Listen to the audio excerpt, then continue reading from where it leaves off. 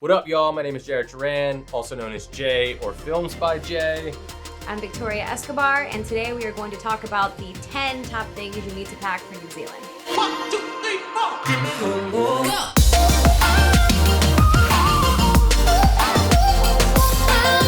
Recently we went to New Zealand and we went in the summertime. We went in January, which is New Zealand summer.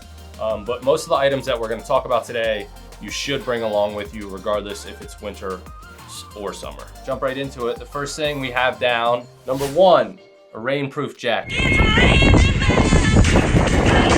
Winter is the wet season, so in the summer it rains about 7 to 8 days per month.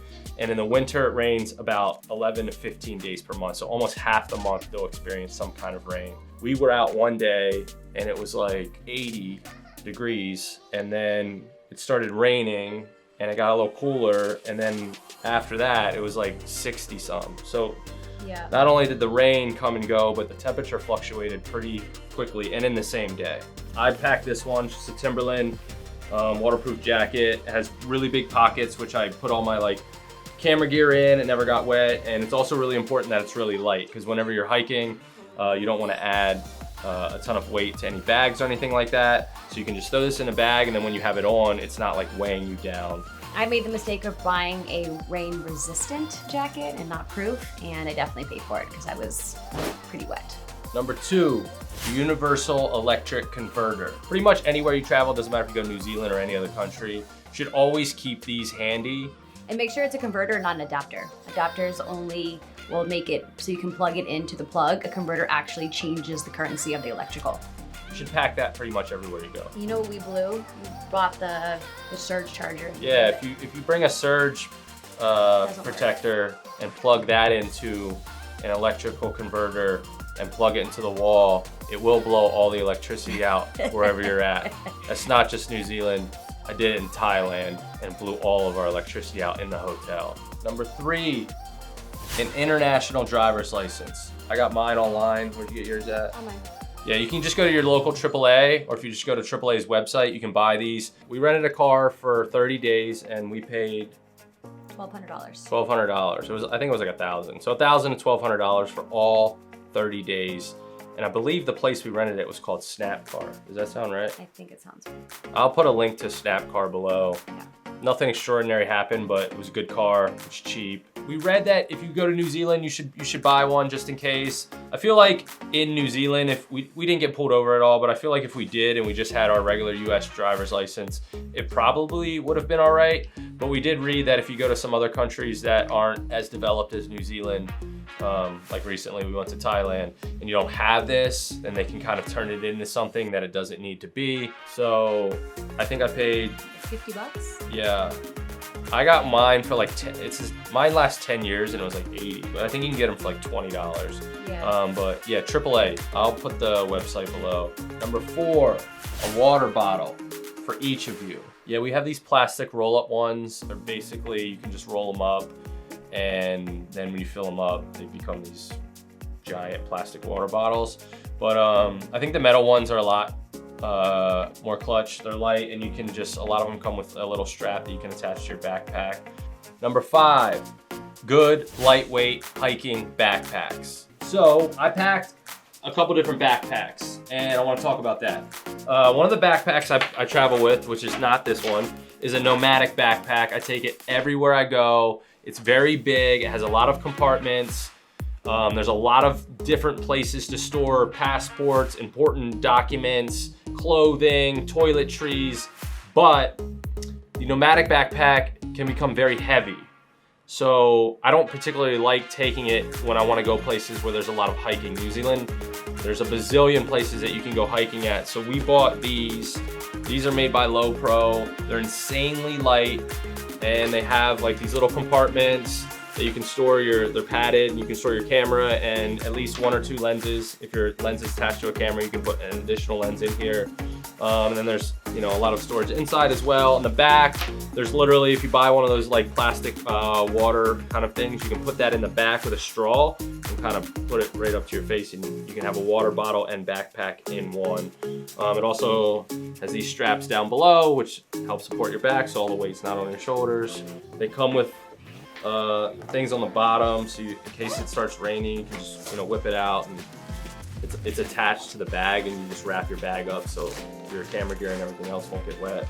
It doesn't really matter the brand or backpack, but for photo, I think these are really, really clutch. But just make sure that it's light, because last thing you want to do when you're hiking all around is just have additional weight for no reason. Number 6, comfy hiking shoes or sneakers. I bought these, I don't even know, these were never worn. These are Keen waterproof hiking boots. And we packed these, and I didn't want to wear them because I had these like super comfortable like Adidas Boost tennis shoes, and they're insanely comfortable, and I didn't want to jeopardize the comfort, so I didn't wear these. I didn't wear mine either. And that was a mistake because I almost fell like. And he keeps falling. I almost fell a lot of different times while we were hiking, and I had my backpack with us and the camera gear in the backpack. So if I would have fell, 1, I could have just fell off a cliff, and 2, camera gear could have gotten, destroyed. Number 7, the Airbnb app. When we were in New Zealand, we started using Airbnb for, was it the first time? A first time like abroad, yes. Yeah, and that experience was phenomenal. Like, out of all the other countries we went to after that, we used Airbnb, and I think in New Zealand, the Airbnbs were the best. Yeah. 1, the homes there are so different than in America. The architecture is very different. The layouts are very different. They have a lot of outdoor space in a lot of the houses. Plus, I think one of the biggest benefits about doing Airbnb, we always stayed with somebody. So we didn't have like our own place. Some spots, it was like a place, it was like a separate guest house that was like, off to the side of the house. So that was kind of like our own spot. But all the places we stayed, there was like an owner there, which I actually prefer because you get like a free local concierge of wherever you're staying. I'd say almost every single time, 100% of the time, they were always insanely nice in helping us with what was nearby, grocery stores, what to do, where to go during the day, at night. And we actually had a guy we met who told us, he lived directly on the beach, and he told us if we didn't find a place by the end of the night that we could just stay there. We also had a car while we were there, and we did not plan any of our trips where we were gonna stay beforehand. So we turned on the setting that was instant book, so that we could just go ahead and book it right away and not have to wait for 24 hours for a response, which came in super handy. So some of the times we would book 24 hours in advance. Some of the times we would book it literally like 2 hours in advance. Yeah, and we paid about $60 to $80 per night American. That was about the average price we paid everywhere we stayed. Number 8 would be proper swimwear. New Zealand has a ton of amazing beaches and insanely beautiful lakes, probably the most beautiful lakes I've ever seen in my life. I packed a regular swimsuit, but on the North Island, we went swimming really far north in the Bay of Islands, and that was so cold that we had a wetsuit on in summer, and it was still cold when we got in the water. Luckily, the trip we went on, they provided the wetsuits, which was great. Yeah. But if you plan on scuba diving or doing snorkeling yourself, keep that in mind. You either want to rent it or bring it with you, because it is very cold. Number 9, whatever this is. 100% raw Manuka honey, only from New Zealand. The stuff is amazing. I actually got mine here in the States, but I recommend it getting in New Zealand. They sell it like in tons of convenience stores. The stuff is amazing. You can use it for your skin. It really hydrates. You can use it for your throat. You can put it on pimples to help with inflammation. The stuff, it has just like a ton of beauty secrets to it. All kinds of great benefits with Manuka honey. Only found in New Zealand. 10, which I think is the most important thing that you need to pack when you go to New Zealand, million, trillion, gazillion %, is sunscreen. Yes. We're also saying a hat and sunglasses, which kind of go hand in hand with protecting yourself from the sun. The average temperature in the summer is between 60 and 80 degrees in New Zealand, which is 20 to 30 degrees Celsius. So you might feel like, oh, it's not that hot, I don't need sunscreen. But the average burn time, if you're outside without protection, is 10 minutes. So if you're outside longer than 10 minutes without sunscreen, hat, or anything else to protect your skin, you will get sunburn. It does become extremely annoying because even if you just want to take a walk to the store, which might be 10 minutes away, and or 15 minutes away, and you have to walk 15 minutes back, you still have to put sunscreen on because you will get burned. We do recommend sunscreen that is reef safe. Yeah. A friend of ours just did a documentary called Save the Reef, and they said the biggest thing that's killing the coral reef in the ocean right now is sunscreen that is not reef safe. So I did a little bit of research, and Hawaii banned lots of sunscreens that contain 2 ingredients. One is oxybenzone and the other one is oxynate. They are both harmful to reefs. Did I pronounce that correctly? It's like octinoxate. Oxynoxate and oxybenzone. Right? Oxybenzone and octinoxate, Yeah. I think. Are both harmful for the coral reefs. There are a couple brands that I do recommend that you can use that are known to be coral safe. One of them is Sunbum. You can get that at Target. Blue Lizard, you can also find that at Target, or you can get it on Amazon. Now for my face, because these are not necessarily going to be good for your skin, for your face, the rest of your body it's going to be great, but for my face I have recommended Tatcha. This stuff is specifically made for my face. I would not put it on your entire body because a container that is 2 ounces is $65.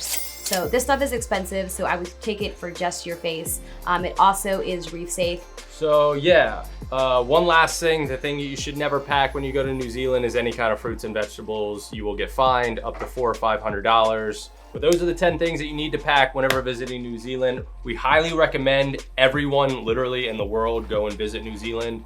I can say out of all the countries we've been in, as of right now, it is my favorite country that we have ever been to all around. It's insanely safe. It's extremely clean. There's a ton of outdoor activities, kayaking, hiking. There's people doing yoga in the middle of the day next to the lake, swimming. It's a beautiful, beautiful country, and I think the most attractive thing for me at least with New Zealand were the people. The Kiwis are the nicest human beings I think on earth, and they're super welcoming and they're super helpful. So if you do go and you forget something or you need to know something, please do not hesitate to just ask somebody, a random person. I'm almost positive they will help you find what you need to find or get you where you need to get. If there's some things that you packed when you went to New Zealand that you think we missed, please leave a comment below. For any kind of travel tips, advice, hacks, please subscribe to our channel. We're gonna be putting out a ton of different vlogs on what you need to pack, what you need to look for, what you need to, places to visit in various different countries that we've been to and are still continuing to travel to. So yeah, like, comment, subscribe, share, tell your mom, tell your grandparents, tell your friend, and tell a friend to tell his stepmom and his niece and nephews and his dog and your pet hamster. It's Films by Jay. I'm out early.